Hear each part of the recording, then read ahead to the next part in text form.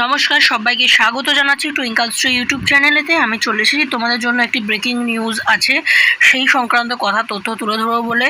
তোমরা হয়তো থাম্বনেল দেখে বুঝেই গেছো আমি আজকে কি সংক্রান্ত কথা বলবো। হ্যাঁ, এখানেতে কিন্তু একটি বড় ধরনের খবর এলান করা হয়েছে। এটা এখনও সমস্ত জায়গায় সেইভাবে নোটিশ যায়নি, তবে হয়তো আস্তে আস্তে সমস্ত জায়গাতেই নোটিশ পেয়ে যাবে ধীরে ধীরে। কারণ এখানেতে এক মুখ্যমন্ত্রী ঘোষণা করছেন যে যে সমস্ত অঙ্গনওয়াড়ি কর্মচারী আছে তাদেরকে এক্সট্রা প্রশিক্ষণের জন্য পাঠানো হবে বিদেশে। তো দেখে নিন, চলুন। आंगनवाड़ी में अक्सर गरीब लोग अपने बच्चों को भेजते हैं। जो पैसे वाले हैं, अमीर लोग हैं, वो बड़े बड़े इनके क्रैश होते हैं, उधर अर्ली चाइल्डहुड प्रोग्राम्स के लिए भेजते हैं। हम चाहते हैं कि इन दोनों के बीच का भी जो डिफरेंस है इसको ख़त्म करना चाहिए। जो गरीबों के बच्चे आंगनवाड़ी में आते हैं उन्हें भी उसी किस्म का अर्ली चाइल्डहुड प्रोग्राम और उसी किस्म का वातावरण हम दे पाएँ जो बेस्ट से बेस्ट क्रैश में, प्राइवेट क्रैशेस में मिलता है दिल्ली के अंदर। तो जैसे अभी कहा गया कि कई बार जन्म देने वाली माँ अलग होती है और उसे पालने वाली माँ अलग होती है। सो आप लोगों का भी एक तरह से एक माँ का रोल है।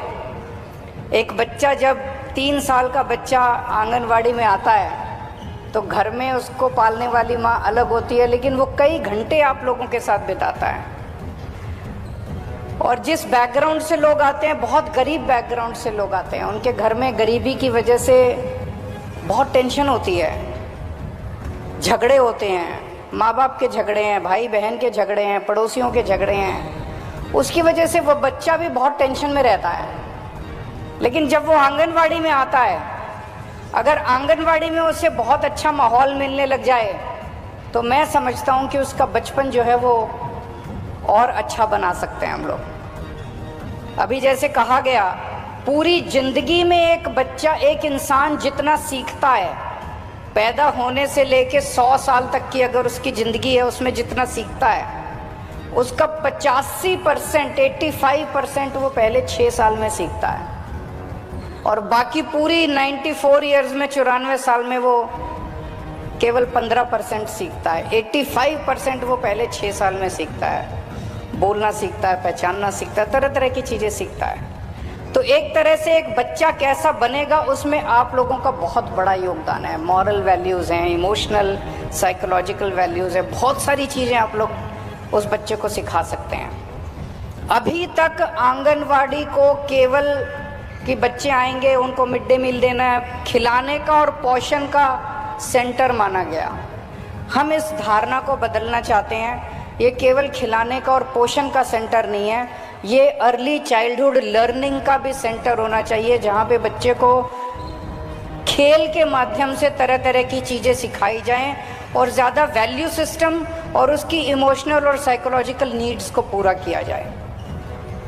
मैं समझता हूँ कि इंजीनियरिंग के फाइनल ईयर की क्लास, कोई बच्चा इंजीनियरिंग कर रहा है, उसके फाइनल ईयर को जो प्रोफेसर पढ़ाता है उसका काम ज़्यादा आसान है, और आपका काम जो आप 3 साल के बच्चे को उसको पढ़ाते हो, आपका काम ज़्यादा मुश्किल है।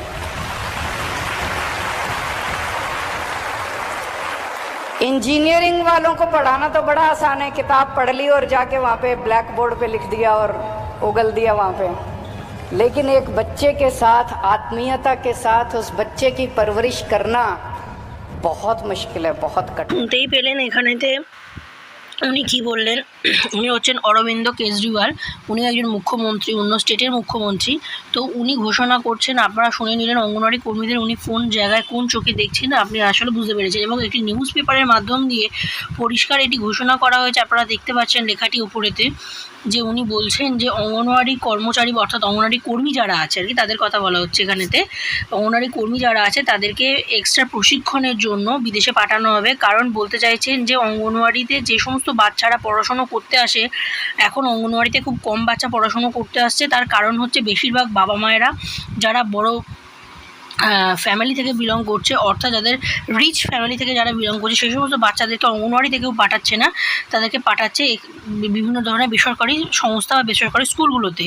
সেইটার থেকে যাতে অঙ্গনওয়াড়ি পরিকাঠামোটাকে আরও উন্নতি করা যায়, আরও উন্নত মানের করা যায়, সেই যে কারণের জন্যই কিন্তু তাদের দিদিদের আরও ভালো প্রশিক্ষণ দেওয়ার প্রয়োজন আছে, আরও ভালোভাবে যাতে বাচ্চাদেরকে টেক কেয়ার করা যেতে পারে, আরও বাচ্চাদেরকে নতুন পদ্ধতির মাধ্যম দিয়ে যাতে পড়াশুনো করানো যায়, সেই সমস্ত বিভিন্ন ধরনের শিক্ষা প্রাপ্তির জন্যই কিন্তু তিনি বলছেন যে অঙ্গনওয়াড়ি যে সমস্ত কর্মীবৃন্দগণ আছেন তাদেরকে বিদেশে পাঠানোর ব্যবস্থা করা হয় যেন। তো ওনার এরকমই আর্জি।